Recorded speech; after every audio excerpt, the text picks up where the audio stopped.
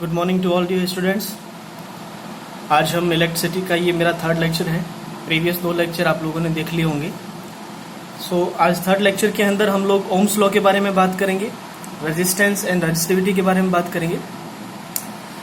Ohm's law का basic statement इस तरह से होता है कि किसी भी एक कंडक्टर मतलब वायर के अंदर जो पोटेंशियल उसके अक्रॉस, उस कंडक्टर या वायर के अक्रॉस जो पोटेंशियल डिफरेंस दिया जाता है, जो पोटेंशियल दिया जाता है, वो उसकी करंट के प्रोपोर्शनल होता है।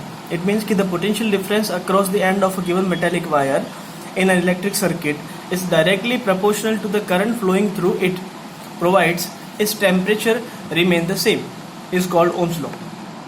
मतलब कि किसी भी एक कंडक्टर का अगर टेम्परेचर कांस्टेंट रखा जाए, टेम्परेचर का सिग्निफिकेंस क्या है वो आगे अपन धीरे धीरे समझेंगे। आप ऐसे समझिए कि टेम्परेचर बढ़ाने या इंक्रीज या डिक्रीज करने से कंडक्टर के रेजिस्टेंस पे फर्क पड़ जाता है, उसकी रेजिस्टिविटी पे भी फर्क पड़ जाता है, वो हम आगे स्टडी करेंगे। तो अगर एक कंडक्टर का टेम्परेचर कांस्टेंट रखा जाए और उस पर जो भी वोल्टेज अप्लाई किया जाए वो वोल्टेज हमेशा उसकी करंट के प्रोपोर्शनल होता है। मतलब कि जितनी रेशियो से आप वोल्टेज को इंक्रीज करोगे उतने ही रेशियो से करंट भी इंक्रीज होती है, या फिर जितने रेशियो से आप वोल्टेज को डिक्रीज करते हो उतने ही रेशियो से करंट भी डिक्रीज होती है। अगर हम आई को इधर ट्रांसफर करें तो V by I is equal to constant आता है। मतलब कि किसी भी एक कंडक्टिंग वायर के अंदर या किसी भी एक कंडक्टर के अंदर V बाय आई का मतलब पोटेंशियल डिफरेंस अपॉन करंट का रेशियो हमेशा कांस्टेंट रहता है, और उस रेशियो को क्या कहते हैं? R कहते हैं। इस R की अलग अलग वैल्यूज हो सकती है, ठीक है, लेकिन एक गिवन लेंथ और गिवन क्रॉस सेक्शन एरिया के कंडक्टर का रेजिस्टेंस कांस्टेंट होता है, ठीक है। तो यहीं से ओम्स लॉ आता है कि V आई को फिर से ट्रांसफर कर दे, V is equal to I R. इसको बोलते हैं ओम्स लॉ। V है पोटेंशियल डिफरेंस, I होती है करंट और R होता है रेजिस्टेंस। ये बहुत इंपॉर्टेंट और सबसे बेसिक फॉर्मूला है इलेक्ट्रिसिटी का। इलेक्ट्रिसिटी चैप्टर या फिर आप इलेक्ट्रिसिटी ब्रांच की बात करें तो वो यहीं से स्टार्ट होती है कि V is equal to I R, जहाँ आई करंट होती है, आई रेजिस्टेंस, आर रेजिस्टेंस होता है। अब ये रेजिस्टेंस क्या चीज़ है? ये कांस्टेंट वैल्यू है। इस रेजिस्टेंस की यूनिट क्या होती है? ओम्स के नाम पर रखी हुई, तो ओम के नाम पर हमने रख दी है। R is a constant for the given metallic wire at a given temperature and called its resistance. ये बार बार जो टेम्परेचर की बात आ रही है इसे आप इस तरह समझिए कि किसी भी वायर के अंदर अगर आप टेम्परेचर को इंक्रीज करते हो, मैं ऐसे समझाता हूँ आपको कि जैसे आप किसी भी बर्तन के अंदर पानी वगैरह कुछ लेते हैं, अब उसे जब तक आप गर्म नहीं करते हैं, वो सिंपली पड़ा है, तो आप देखिए उसके मॉलिक्यूल बहुत ज़्यादा मूव नहीं करते हैं। लेकिन अगर आप उनको हीटअप करना शुरू करें तो उनके मॉलिक्यूल तेजी से इधर उधर दौड़ने लगते हैं, देखे होंगे आपने। उसी तरह से अगर एक कंडक्टर नॉर्मल कंडीशन के अंदर है, उसका temperature room temperature around 25 degree centigrade के अराउंड है, तो उसके अंदर रेजिस्टेंस कांस्टेंट माना जा सकता है, जो आप मेजर करते हो वही रहता है। लेकिन अगर उसका टेम्परेचर इंक्रीज कर लिया जाए तो उसके अंदर जो इलेक्ट्रॉन्स है वो बहुत तेजी से मूव करते हैं, और जब वो तेजी से मूव करते हैं तो एक दूसरे से कोलाइड करते हैं, जिससे हीट भी इंक्रीज होती है और रेजिस्टेंस इसका डिक्रीज होता है या इंक्रीज होता है, वो हम बाद में बात करेंगे। बात समझ नहीं आपको? तो रेजिस्टेंस क्या होता है? अभी तो आप ये समझिए कि V बाय आई का रेशियो कांस्टेंट होता है और उसी को रेजिस्टेंस कहते हैं। अब रेजिस्टेंस एक्चुअल में चीज़ क्या है? आप रेजिस्टेंस वर्ड से समझ रहे होंगे कि किसी भी चीज़ के अंदर रेजिस्टेंस का मतलब है उसके अंदर हर्डल्स, मतलब उसके पाथ के अंदर कुछ न कुछ ऐसी डिफिकल्टीज है जिससे वो फ्लो नहीं कर पाता। तो resistance is the property of a conductor to resist the flow of charges और करंट थ्रू इट। मतलब कि किसी भी कंडक्टर से अगर करंट पास करती या चार्जेस पास करते हैं तो वो कंडक्टर की एक ऐसी प्रॉपर्टी जिससे कि वो उस करंट को अपोज करता है, वो उस करंट को या उन चार्जेस को फ्लो नहीं होने देता है या फ्लो होने से रोकता है, उसी प्रॉपर्टी को कहते हैं रेजिस्टेंस कहते हैं। तो एक कंडक्टर की वो प्रॉपर्टी जिससे कि वो चार्जेस या करंट को फ्लो होने का अपोज करता है उसको रेजिस्टेंस कहते हैं। रेजिस्टेंस की ऐसा यूनिट ओम होती है। ओम का साइन ग्रीक लेटर इस तरह से बनाया जाता है, ठीक है। धीरे धीरे आपको ये चीज़ें याद हो जाएगी। आगे बढ़ते हैं। अब मैंने आपको पिछली बार ये बोला था कि 1 वोल्ट 1 जूल, ये यूनिट बहुत इंपॉर्टेंट होती है सारी। तो 1 ओम को भी डिफाइंड किस तरह से किया जाता है? If the potential difference across the two ends of a conductor is 1 volt and the current through it is 1 ampere, then the resistance R of the conductor is 1 ohm. तो 1 ohm को किस तरह लिखेंगे? 1 volt upon 1 ampere। कोई दिक्कत नहीं, चलिए आगे चलते हैं। अब आप यहाँ फॉर्मूले में ध्यान से देखिए कि V by I is equal to R। अगर मैं I को इधर ट्रांसफर करूं फिर से, तो R इज इनवर्सली प्रोपोर्शनल, आपको I दिख रहा है, मतलब आप ध्यान से इधर देखिए कि मैं अगर इस तरह से लिखूं V बराबर IR, तो यहाँ से आपको दो तीन चीज़ समझ में आती है। पहला तो V प्रोपोर्शनल है R I, दूसरा आप देखिए 1/I इज इनवर्सली प्रोपोर्शनल है R के। क्या यहाँ से अपन ये भी तो कह सकते हैं कि 1/I is proportional to R, मतलब कि R इनवर्सली प्रोपोर्शनल किसके हो जाएगा, I के। मतलब अगर आप करंट को डिक्रीज करोगे तो रेजिस्टेंस बढ़ जाएगा, और अगर आप करंट को इंक्रीज करोगे तो रेजिस्टेंस डिक्रीज हो जाएगा। बात समझ में आ रही है? ठीक है, तो उसी को आगे डिफाइन किस तरह किया गया है कि the current through a resistor is inversely proportional to its resistance. If the resistance is double the current gets half. अब ये रजिस्टर और रेजिस्टेंस में क्या डिफरेंस है? देखो दो वर्ड है यहाँ पर, एक रजिस्टर है और एक रेजिस्टेंस है। रजिस्टर का मतलब एक वायर, एक फिजिकल क्वांटिटी, और रेजिस्टेंस उसकी वो प्रॉपर्टी जिससे कि वो करंट को अपोज करता है। फिर से रिपीट करता हूँ, रजिस्टर एक कंडक्टिंग वायर को बोलते हैं, एक फिजिकल क्वांटिटी है वो, और रेजिस्टेंस क्या है, उस कंडक्टर की वो प्रॉपर्टी है जिससे कि वो चार्जेस या करंट को अपोज करता है। बात समझ में आ रही है आपको? तो अगर आप करंट को, ये कह रहा है कि अगर आप रेजिस्टेंस को डबल कर दोगे तो करंट क्या हो जाएगी, हाफ हो जाएगी। यहाँ से देखिए, अगर रेजिस्टेंस को अपन डबल कर देंगे तो करंट हाफ हो जाएगी, एक रेशियो से रेजिस्टेंस को डबल करेंगे तो करंट हाफ हो जाएगी, इनवर्सली रेशियो के कारण। ठीक है, आगे बढ़ते हैं।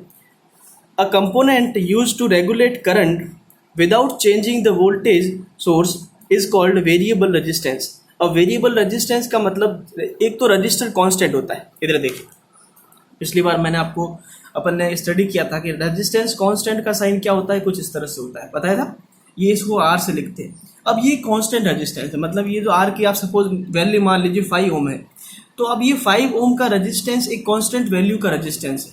इसको किसी भी सर्किट के अंदर आप इम्प्लाई करोगे तो ये हमेशा 5 ओम ही आपको दिखाएगा। लेकिन क्या हमेशा रेजिस्टेंस कांस्टेंट हो सकता है? नहीं, रेजिस्टेंस वेरिएबल भी हो सकता है। तो जो वेरिएबल रेजिस्टेंस होता है उसको हम कहते हैं रियोस्टेट, और उसका साइन कुछ इस तरह से लिखा जाता है।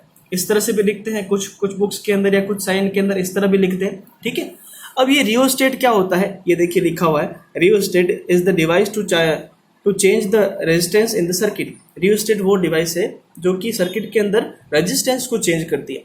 रियोस्टेट का सबसे बेस्ट और सबसे बेसिक एग्जांपल जो है वो है फैन का रेगुलेटर। किसी भी फैन का आपने रेगुलेटर देखा है? रेगुलेटर के थ्रू हम क्या करते हैं, फैन की स्पीड को कंट्रोल करते हैं। तो आपने कभी सोचा होगा कि रेगुलेटर से हम फैन की स्पीड को कंट्रोल कैसे करते हैं? वो जो रेगुलेटर है वो एक्चुअल में एक रियोस्टेट है, मतलब कि वो एक वेरिएबल रजिस्टर। वो क्या करता है कि जैसे जैसे करंट उसके अंदर अगर कम पास हो रही है तो वो धीरे घूमता है, जैसे जैसे उसमें करंट ज़्यादा पास होती है तो वो तेज़ी से घूमता है। ठीक है, बात समझ में आ रही है आपको? इसका सर्किट मैं आपको कभी आगे ड्रॉ करके दिखाऊंगा। तो वेरिएबल रेजिस्टेंस का सबसे बेस्ट एग्जांपल क्या है, या रियोस्टेट का सबसे बेस्ट एग्जांपल क्या है? आपका फैन रेगुलेटर हमारे घर में जो लगा होता है। ठीक है, आगे बढ़ते हैं। A component of a given size that offers a low resistance is a good conductor, and a component of identical size that offers a higher resistance is a poor conductor. अब यहाँ दो तरह की टर्म्स आती हैं, एक आता है कंडक्टर, आपने पहले कभी नाम सुना है, और दूसरा आता है इंसुलेटर। दूसरा मेरे को और नाम बताएगा? कंडक्टर और इंसुलेटर, इसके अलावा एलॉयज भी आते हैं। अब कंडक्टर क्या होता है, इंसुलेटर क्या होता है, समझ लीजिए। कंडक्टर वो मटेरियल है जो चार्ज या करंट को फ्लो होने देते हैं।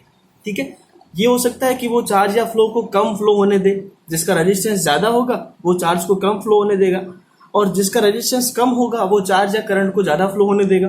ठीक है, दूसरा इंसुलेटर। इंसुलेटर्स वे मटेरियल या वे सब्सटेंस होते हैं जो कि करंट को बिल्कुल भी पास नहीं करते। फॉर एग्जांपल, इंसुलेटर के अंदर क्या आता है, ग्लास आता है। क्या ग्लास के थ्रू करंट पास करती है? नहीं करती। और किसकी बात करें, प्लास्टिक, वुड, ये सारे क्या है, बेस्ट इंसुलेटर्स है, प्योर इंसुलेटर्स है। इनके थ्रू करंट पास नहीं करता, इनका रेजिस्टेंस बहुत हाई होता है। इनका रेजिस्टेंस 10 की पावर 18 से लेकर 10 की पावर 20 ओम्स की कैटेगरी में होता है, या इसी रेंज के अंदर होता है, और ये रेजिस्टेंस बहुत ज़्यादा है। इस रेजिस्टेंस को ब्रेक करने के लिए बहुत ज़्यादा करंट अप्लाई करनी पड़ती है, जो हम फिजिकली जिसे कर नहीं सकते। और कंडक्टर क्या होते हैं? अब कंडक्टर वो मटेरियल है जिनके थ्रू करंट पास कर सकती है। तो कंडक्टर दो तरह से हम डिफाइड कर सकते हैं कंडक्टर्स को। एक तो होते हैं गुड कंडक्टर और दूसरे होते हैं बैड कंडक्टर। तो देखिए, गुड कंडक्टर्स वो कंडक्टर होते हैं जो कि करंट को इजीली पास करते हैं। तो सबसे अच्छे गुड कंडक्टर कौन से होते हैं? गोल्ड होता है, सिल्वर होता है, फिर कॉपर आता है। आपने कभी सोचा होगा कि भाई हर जगह कॉपर के वायर्स वगैरह ही क्यों लगे हैं? वो इसलिए लगे हैं क्योंकि कॉपर का रेजिस्टेंस गोल्ड और सिल्वर के बाद सबसे कम होता है, जिससे कि वो क्या है, वो करंट को पास होने देता है। आप ऐसे समझिए कि रेजिस्टेंस से मतलब क्या है? रेजिस्टेंस से मतलब है कि एक कोई ऐसी रोड है जिसके ऊपर ट्रैफिक बहुत ज़्यादा है। ट्रैफिक बहुत ज़्यादा है तो आप अगर कोई व्हीकल लेके जा रहे हैं, कोई कार वगैरह लेके जा रहे हैं, तो आपको बहुत ज़्यादा प्रॉब्लम्स फेस करनी पड़ेगी, ठीक है ना। उसी तरह से अगर एक रोड बिल्कुल स्ट्रेट है, इस पर कोई किसी तरह का कोई ट्रैफिक नहीं है, तो आप सीधे बहुत अच्छी स्पीड से इसको क्रॉस कर पाए। वही रेजिस्टेंस का मतलब होता है। रेजिस्टेंस का सिंपल सा आप मतलब ये समझिए ट्रैफिक से, कि उस कंडक्टर के अंदर बहुत ज़्यादा कुछ ऐसी प्रॉपर्टीज़ या ऐसे कुछ सब्सटेंस है जिससे कि वो उसको उस करंट की फ्लो को अपोज करता है। तो अच्छा कंडक्टर वो होता है या गुड कंडक्टर वो होता है जो करंट को इजीली पास करता है, like gold, silver, copper etcetera, ठीक है। और बैड कंडक्टर या पुअर कंडक्टर क्या होते हैं? जो कि करंट को पास तो करते हैं लेकिन अच्छी तरह से नहीं करते या ज़्यादा नहीं करते। जैसे कि आयरन होता है, आपने देखा आयरन के अंदर थोड़ा सा भी करंट पास करें या थोड़ा सा भी करंट पास करें तो वो बहुत ज़्यादा हीट हो जाता है। हीट क्यों होता है? क्योंकि उसके अंदर करंट पास करते ही वो उसको बहुत ज़्यादा रेजिस्ट करता है, उसका अपोज करता है उस करंट का, जिससे कि उसका टेम्परेचर इंक्रीज हो जाता है। बात समझे? अब बात करें जैसे ह्यूमन बॉडी की बात करें, हमने देखा है कि हमको बहुत बार इलेक्ट्रिसिटी का कोई काम कर रहे हैं तो हमको करंट लगता है या झटका लगता है। वो किस लिए लगता है? क्योंकि हमारी बॉडी कंडक्टर है, अच्छा कंडक्टर नहीं है, बहुत बैड कंडक्टर है, लेकिन वो इलेक्ट्रिसिटी को पास तो कर रहा है ना। किसी भी तरह का कंडक्टर इलेक्ट्रिसिटी को पास करता है। ये अलग बात है कि वो अच्छी तरह से करता है कि नहीं करता। तो गुड कंडक्टर क्या होता है, बैड कंडक्टर क्या होता है, ये समझ में आया आपको? तो ह्यूमन बॉडी एक बहुत ही बैड कंडक्टर है। अगर मैं कोई एजम्पशन बच्चा ये पूछता है कि सर अगर ह्यूमन बॉडी गुड कंडक्टर होती तो क्या होती, तो हमें बिना करंट लगे हमारी बॉडी से सीधा करंट पास होके ग्राउंड में चला जाता या फिर जहां हम उसे देना चाहते हैं उस तरह से हो जाता, ठीक है ना। इसलिए हमारी बॉडी एक बैड कंडक्टर है जिसकी वजह से हमको करंट लग जाए। अगर हमारी बॉडी गुड कंडक्टर होती तो हमको बिल्कुल भी किसी तरह का शॉक या झटका वगैरह नहीं लगता। ओके, अब insulator of the same size offers even higher resistance, मतलब बैड कंडक्टर से भी बुरा कौन होता है? इंसुलेटर होता है, जो कि करंट को बिल्कुल भी पास होने नहीं देता है, ठीक है। ये जो नोट्स मैं आपको लिखा रहा हूँ बच्चों, ये नोट्स बिल्कुल आपके एनसीईआरटी की जो टेक्स्ट बुक है उसी का समराइज मैंने लिखा है।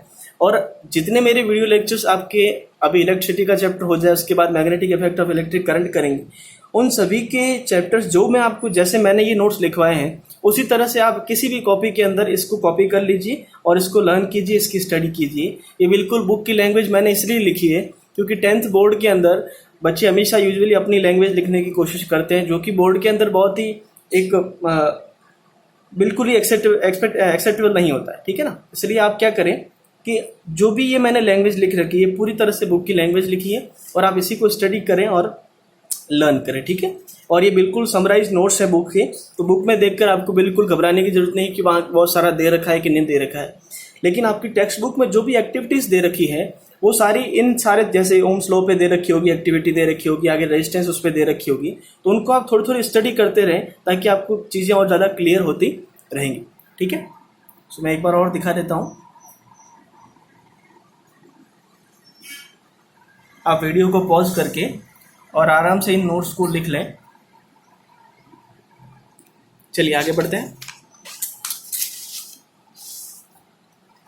अब बात करते हैं factors on which the resistance of a conductor depends, मतलब कि जो कंडक्टर का रेजिस्टेंस है, जो एक वायर का रेजिस्टेंस है, वो किस किस चीज़ों पे डिपेंड करता है, इसकी हम बात करेंगे।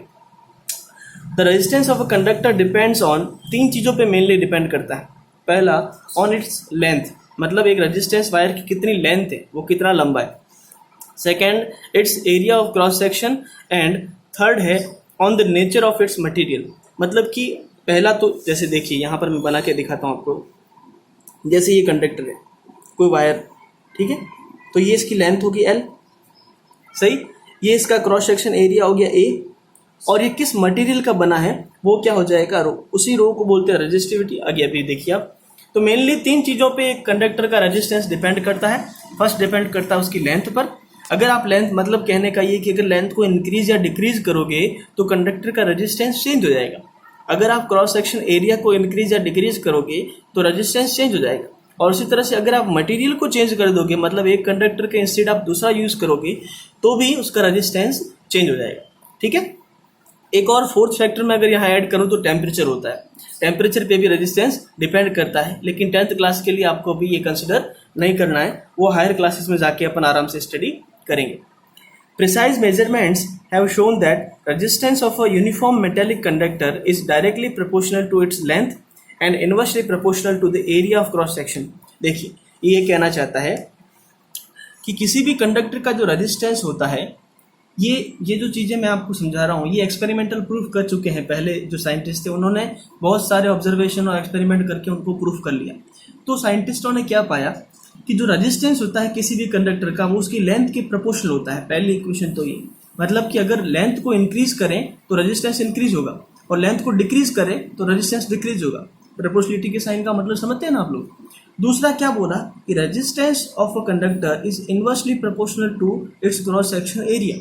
मतलब कि अगर क्रॉस सेक्शन एरिया को बढ़ाया जाए तो रेजिस्टेंस डिक्रीज हो जाएगा, और अगर क्रॉस सेक्शन एरिया को डिक्रीज किया जाए तो रेजिस्टेंस इंक्रीज हो जाएगा।